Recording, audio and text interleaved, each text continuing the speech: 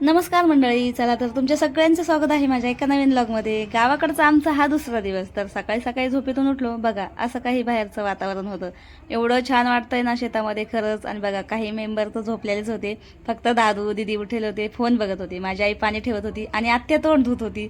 तर माझे पप्पाही झोपेलच होते. आणि हे बघा तुम्हाला दाखवते मी, शेतामध्ये एवढं छान वाटतंय ना खरंच. सकाळी सकाळी खूप छान वाटतंय.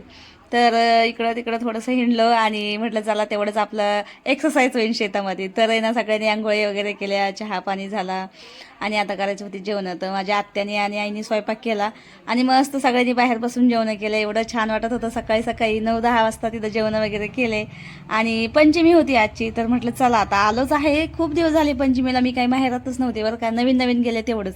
तर म्हटलं आता आहेच तर चला झोका वगैरे मस्त खेळून घेऊया. तर माझ्या भावाने ना झोका बांधला होता लिंबाच्या झाडाला. तर तिथं शेतामध्येच आहे लिंबाचं झाड. तिथं भाकरी वगैरे खातात ते दुपारच्या टायमाला. तर मस्त झोका वगैरे खेळो, दीदी मी दादू आम्ही खूप जण झोका खेळो. आणि मग आता आम्ही निघालो होतो संभाजीनगरला, कारण की आम्हाला यायचं होतं इकडं, मुलांची शाळा होती उद्या त्यामुळंच. तर म्हटलं चला आता. तर चला आजचा ब्लॉग एवढा कसा वाटला नक्कीच सांगा. भेटूया उद्याच्या ब्लॉगमध्ये. बाय.